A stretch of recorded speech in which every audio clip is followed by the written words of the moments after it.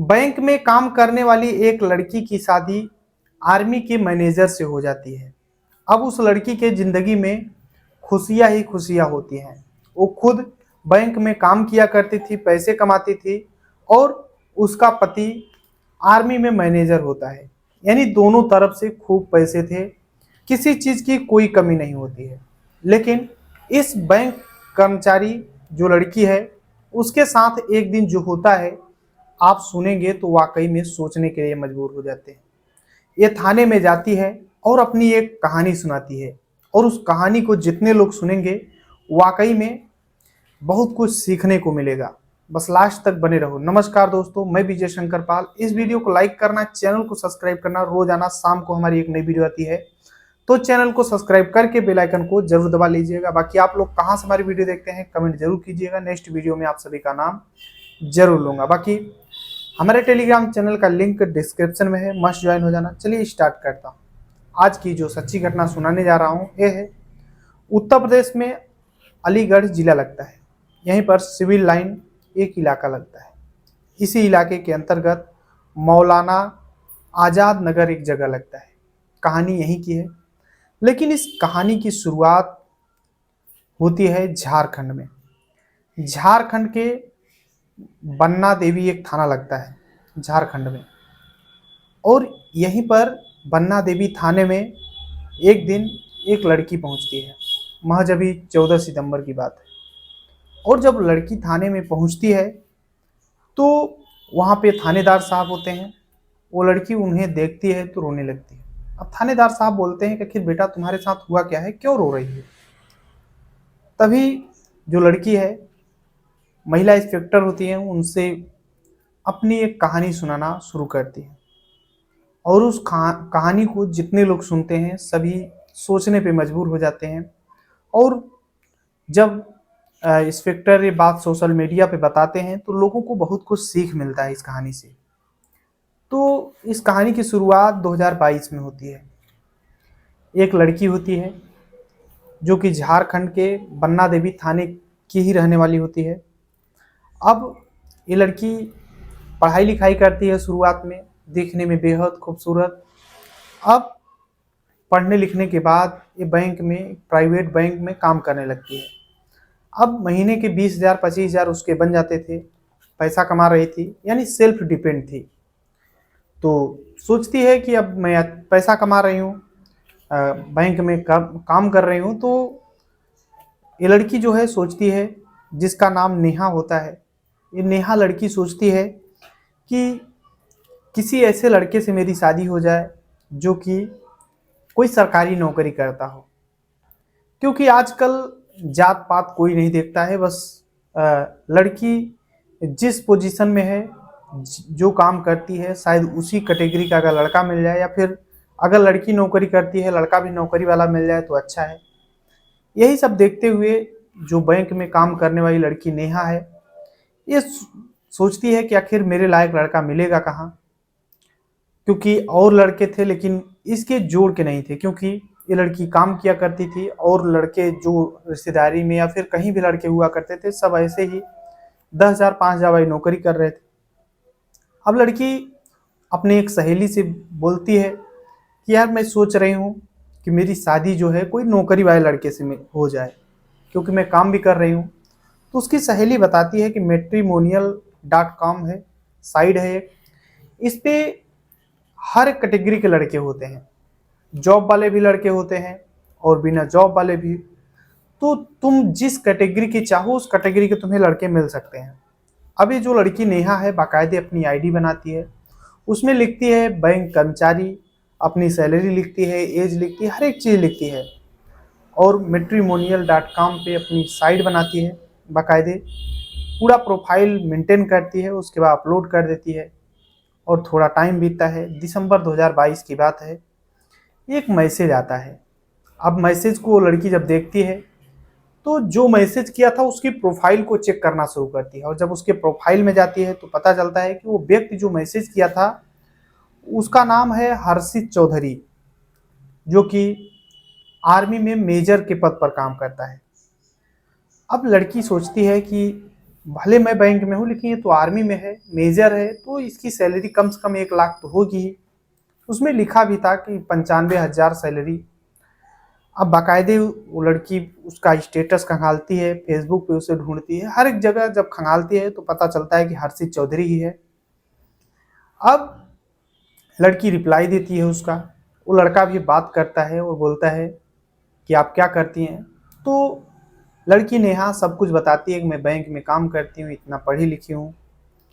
अब जब लड़की पूछती है तो भी बताता है कि मैं अभी ड्यूटी में हूँ और मैं अभी मतलब मेजर के पद पे हूँ, आर्मी में था, मेरा प्रमोशन हुआ है, मैं मेजर हो गया हूँ।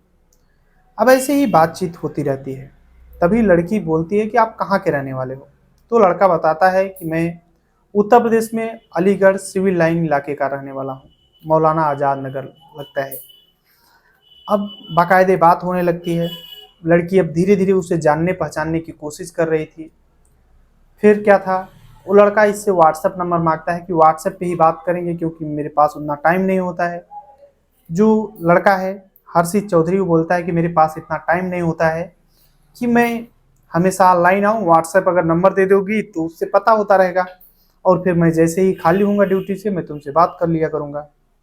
अब लड़की अपना व्हाट्सएप नंबर दे देती है, दोनों व्हाट्सएप पे बात करते रहते हैं।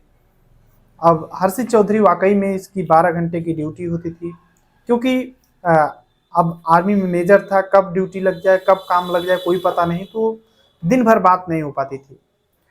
अब लड़की जो नेहा है इसे हर्षित चौधरी पसंद आने लगता है।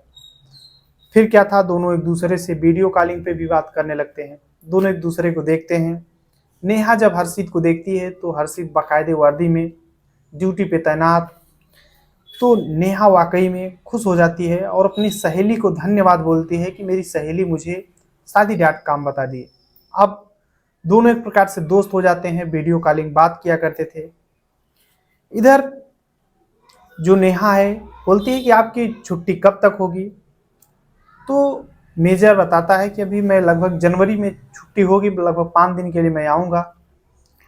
अब क्या था, लड़की बोलती है ठीक है मैं आपका इंतज़ार करूँगी। अब इधर जनवरी 2023 में जो लड़का है हर्षित चौधरी, ये छुट्टी में आता है और जब आता है तो बोलता है कि मुझे छुट्टी ज़्यादा नहीं, सिर्फ 2 दिन की मिली है, बस मिल लेंगे और चले जाएंगे। बाकायदे एक होटल बुक होता है, दोनों रहते हैं साथ में और खाना पीना खाते हैं, वहाँ पर 2 दिन बिताते हैं। और एक दिन जब रात में दोनों सोते हैं तो पहली बार जो हर्षित चौधरी है और नेहा दोनों के बीच में पहली बार संबंध हो जाते हैं। हर्षित बोलता है कि टेंशन मत लो, मैं तुमसे शादी करूंगा। अब नेहा भी तैयार हो जाती है, अब दोनों शादी फिक्स करते हैं।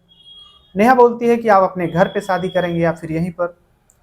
तो हर्षित बोलता है कि चलो मंदिर में कर लेंगे, फिर घर वालों को बाद में बताएंगे, क्या मतलब है पहले से बताएंगे, घर वाले सोचेंगे कि ये लोग कास्ट दूसरे हैं, क्योंकि गांव वालों की घर वालों की जो आजकल मानसिकता है वो सही नहीं होती है।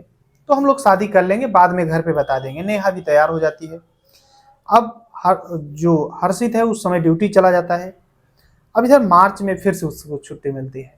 मार्च में आता है 5 मार्च 2024 को अलीगढ़ के एक मंदिर में दोनों बाकायदे शादी कर लेते हैं हिंदू रीति रिवाज के हिसाब से। अब जो हर्षित है ये राजस्थान के बन्ना देवी थाने में लोहिया नगर एक इलाका पड़ता है और वहीं पर एक किराए का रूम लेता है और नेहा को बोलता है कि आप इसी को किराए के रूम में रहिए, आपको ड्यूटी करने की कोई ज़रूरत नहीं है, मैं इतना ज़्यादा पैसा कमाता हूँ, आप यहीं पर रहा करिए और चाहो तो ड्यूटी भी कर सकती हो। अब नेहा बोलती है कि नहीं मैं ड्यूटी करती रहूँगी ताकि मेरा भी मन लगता रहेगा क्योंकि आप ड्यूटी चले जाएंगे। तो अब नेहा अपना बाकायदे बैंक में काम करती है और वहीं लोहिया नगर में रहती थी। अब जो हर्षित है ये 2-4 दिन रहता है, उसके बाद फिर अपनी ड्यूटी चला जाता है, फिर आता है लगभग 1-1.5 महीने बाद। अब जब दूसरी बार वो ड्यूटी से आता है तो अब शादी तो हो ही चुकी थी। लोहिया नगर इलाके में पहुंचता है, अपने पत्नी से मिलता है। जो हर्षित चौधरी है वो नेहा से मिलता है और जब पहली बार मिलते हैं तो फिर हर्षित कुछ दवाइयाँ लाया था जोशवर्धक और नेहा को खिलाता है। और फिर क्या था, नेहा के साथ अप्राकृतिक रूप से संबंध बनाता है। लगभग 15 दिन की छुट्टियों में आया था हर्षित नेहा के साथ। अब उसकी पत्नी भी बन चुकी थी, तो नेहा जैसे हर्षित बोलता था वैसे किया करती थी। अब अप्राकृतिक रूप से और नेचुरल तरीके से संबंध बनाया करता था। नेहा वाकई में परेशान हो चुकी थी, अपने पति को बहुत ज़्यादा मना किया करती थी। तो उसका पति बोलता था कि मैं आर्मी का जवान हूँ और छुट्टी में गया था, मतलब ड्यूटी पे गया था, छुट्टी अगर मिली है इतना दिन का तो एंजॉय तो कर ही सकता हूँ। अब ऐसे ही टाइम बीतता रहता है, नेहा भी सहती रहती है, बर्दाश्त करती रहती है। अब धीरे धीरे लगभग जैसे ही थोड़ा और टाइम बीतता है, तभी जो हर्षित है वो नेहा से बोलता है कि क्या तुम चिकन वगैरह खाती हो? तो नेहा बोलती है कि नहीं, ये सब मैंने नहीं खाती हूँ। तो हर्षित बोलता है कि देखो मुझे तो खाना पड़ता है, क्योंकि ड्यूटी में रहता हूँ, अलग अलग तरीके के भोजन मिलते हैं और तुम भी खाया करो। तो नेहा बोलती है कि नहीं, मैंने शुरू से नहीं खाया है तो अब नहीं खा सकती हूँ। तो हर्षित बोलता है कि देखो खाया करो, अच्छा लगता है, कोई दिक्कत नहीं है। फिर एक दिन की बात होती है, हर्षित बात करते करते नेहा से बोलता है कि देखो ये हिंदू धर्म सही नहीं होता है, चलो हम लोग मुस्लिम धर्म अपना लेते हैं। नेहा बोलती है कि आप कैसी बात कर रहे हो, मैं इतना ज़्यादा भगवान को मानती हूँ, पूजा पाठ करती हूँ, आप बोल रहे हो कि चलो धर्म परिवर्तन कर ले? ऐसा तो मैं कर नहीं सकती हूँ। अब पहले तो प्यार से हर्षित बोलता है, लेकिन जब नेहा नहीं मानती है तो थोड़ा सख्ती दिखाता है, लेकिन नेहा बिल्कुल नहीं मानती है। तो हर्षित को लगता है कि नेहा नहीं मानेगी, तो बोलता है कोई बात नहीं है। अब फिर रहता है कुछ दिन, फिर ड्यूटी चला जाता है हर्षित। और ड्यूटी चला जाता है, नेहा फिर से अपना बाकायदे रहने लगती है, अपना ड्यूटी बैंक में काम करती, समय धीरे धीरे बीत रहा होता है। अब इधर आ जाता है, थोड़ा और टाइम बीतता है, लगभग 10 तारीख आता है, 10 सितंबर 2024। नेहा के मोबाइल पर एक फ़ोन आता है, नेहा उठाती है और वो फ़ोन किसी और का नहीं बल्कि उसके पति हर्षित चौधरी का होता है। तो अब नेहा जब फ़ोन को उठाती है, अपने पति से बात करती है, बोलती है आप कैसे हैं?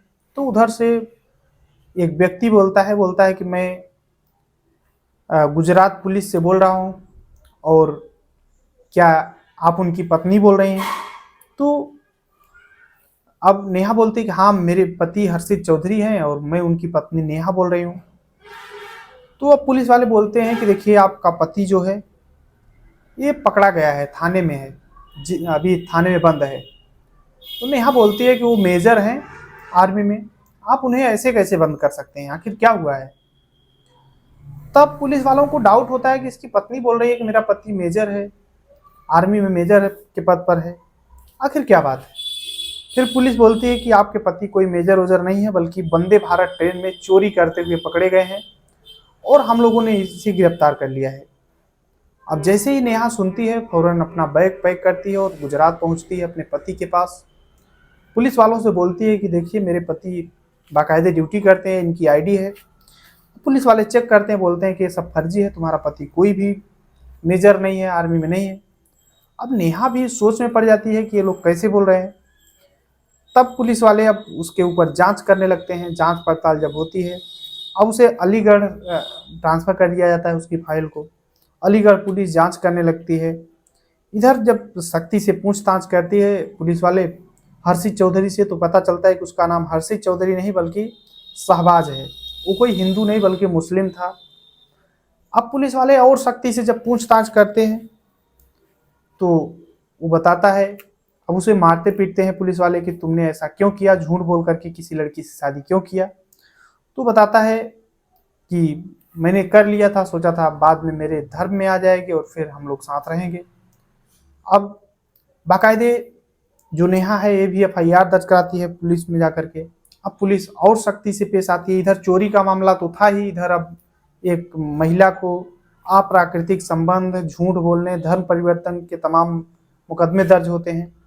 अब शहबाज से जब और सख्ती से पूछताछ होती है तो शहबाज पूरा डिटेल बताता है कि वो उत्तर प्रदेश के अलीगढ़ जिला सिविल लाइन के मौलाना आज़ाद नगर का रहने वाला है।